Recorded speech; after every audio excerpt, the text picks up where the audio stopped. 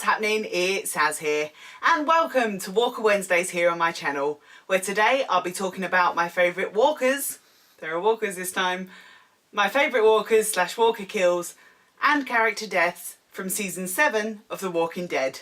So firstly we get into the walkers of season 7. My favourite walker of season 7 by far was Winslow. How cool was that dude? Even though he was a walker, okay.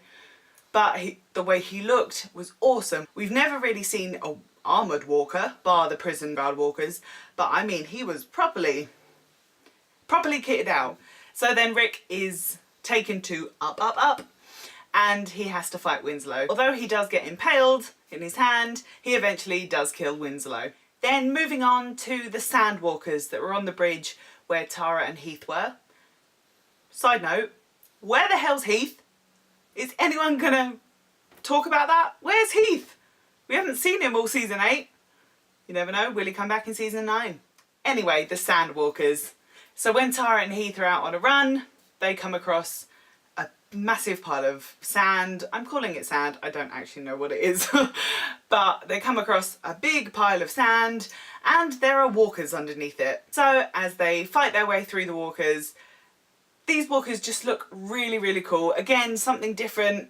Normally we see them all bloody and decayed, where these were just dried out. They were totally dried out. They looked horrendous. Really cool, and a different way to do it. Then moving on to the herd of walkers we see on the highway in season 7. Rick, Michonne, Carl, Rosita are out on the highway. Fun fact, that's the same highway that was in season 2. The Saviours have put 2 cars either side of the highway along with a piece of wire with bombs on it. Okay, fair enough, that's good. But Rick and the group decide that they need the bombs, so they carefully take off the bombs from the wire and they realise that a herd of walkers, and there's a lot of them, are coming their way. So a lovely date for Michonne. Rick gets in one car, Michonne gets in the other, and they take a nice drive together using the wire in between the 2 cars and decapitate a whole bunch of walkers to get back to their car so they can go. I love this scene, the way the walkers just drop like dominoes as they were being cut by the wire. Then moving on to what I call the carnival walkers.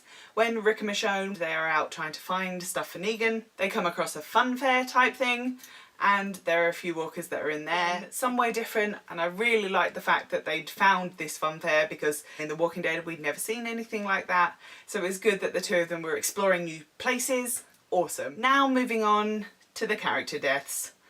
I've got to get it out of the way, still hits me in the feels, but the first 2 I've definitely got to speak about is obviously Glenn and Abraham.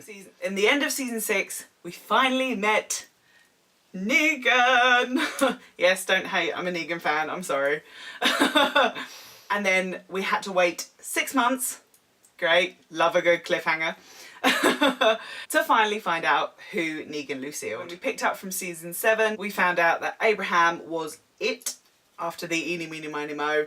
I think people need to give recognition that Abraham died as well, not just Glenn. I love Abe.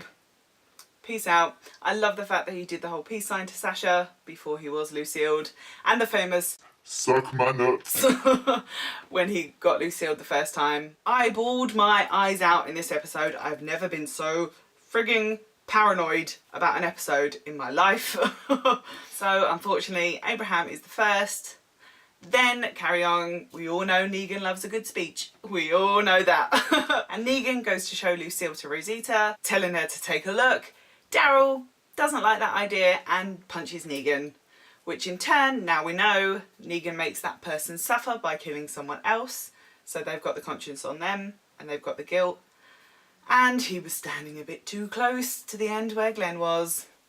And as Negan said, back to it, and Lucille'd Glenn. Oh my goodness. Now, I don't mind gore in The Walking Dead. I think it's cool. I'm that kind of person, you know, I like my horror films. So that doesn't bother me.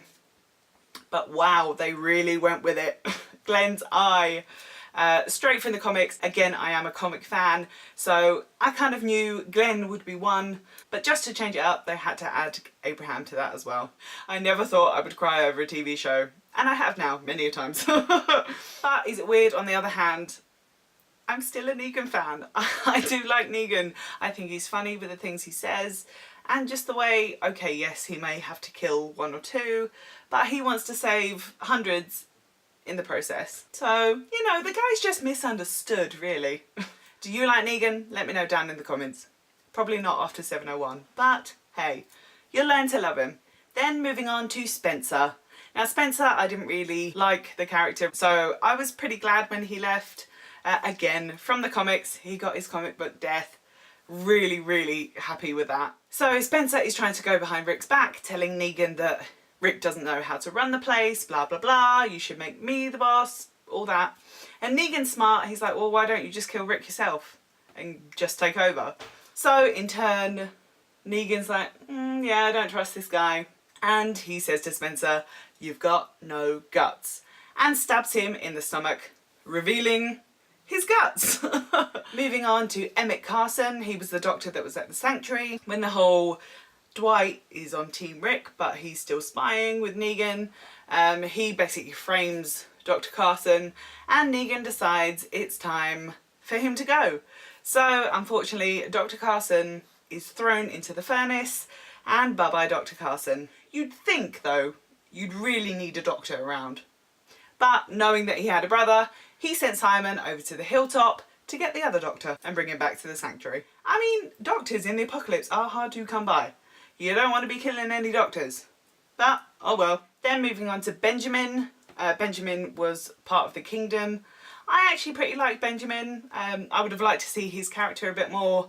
But he was shot in the leg by Jared, I believe, one of the saviours that came to the hilltop to get half of their stuff. And unfortunately, Benjamin bled out and didn't make it. Then moving on to Richard. Again, Richard wasn't too fussed.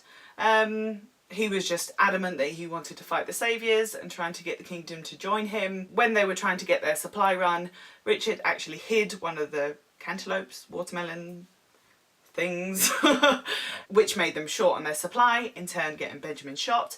Richard thought that they would choose him because he wanted to go anyway. So then when Morgan found out that it was Richard, no, you don't mess with Morgan. And Morgan eventually strangles Richard to death. Then we have David, one of the saviours. I didn't like this David guy at all. He was really creepy, really pervy. Again, another great scene from the comics. This time it's Sasha that's obviously in the cell. And he's talking to Sasha, trying to sort of get it on with her, as per se, and rips her t-shirt. Just in the nick of time, Negan comes to save the day. Now, you may think, yes, Negan's a bad guy. Some of you might. But Negan has to put the point across. Rape is definitely a no-go. He totally disagrees with that. He doesn't believe that David's sorry and stabs him in the neck. Bye-bye, David. Good riddance to you. And finally, for season 7, we have Sasha. Oh, I really liked Sasha. I really did. When she's in the cell, she's trying to sort of say to Negan, only one has to die today. And Negan's like, okay, you know, he wants to get Sasha on his side and say, look, we aren't monsters, you know, we are trying to build something here. So anyway, Sasha asks Eugene through the door of the cell. She plays the whole, I can't do this anymore, I need you to help me. I just need a gun or a knife or something. I can't go on, basically. Eugene, bless him, he thinks he's doing the right thing, and he gives Sasha one of the pills that he made, slid it under the door. But when they are going back to Alexandria to give Sasha back, Sasha asks if she can ride in the coffin. Okay. For me, I'm claustrophobic, so that would be no go, no thank you. And Eugene gives her a Walkman. She's listening to her music. She just asked for a bottle of water on the journey and she should be fine. And unfortunately, she takes the pill on the way to Alexandria. I thought this was really, really harsh. When Negan opened the coffin, obviously it was a surprise to Negan because he didn't want her to die. He thought that she was going to be alive. I just loved it the way that Sasha thought, well, if I can't kill with a gun or a knife, she used herself as the weapon, and I thought that was awesome. Yes, I am very sorry to see Sasha go. I thought she was a really cool character, but she went out like a fighter. And when it all kicks off in Alexandria, unfortunately afterwards, Jesus and Maggie do find Sasha as a walker in the woods, and Maggie puts her down. So there we are. They were my favourite walkers. There were some walkers. Yay! So I'm going to leave it there for now, guys. If you did enjoy this video, then please remember to give it a big thumbs up. That would really help me out a lot. And also, if you do like the videos and you want to stick around, then hit the subscribe button and the notification bell to find out when I do more of these videos. And if you are liking the videos and you want to help support the channel just a little bit, I am on Patreon. So come on, join the family. So I'm going to leave it there for now, guys. And until next time, check you later.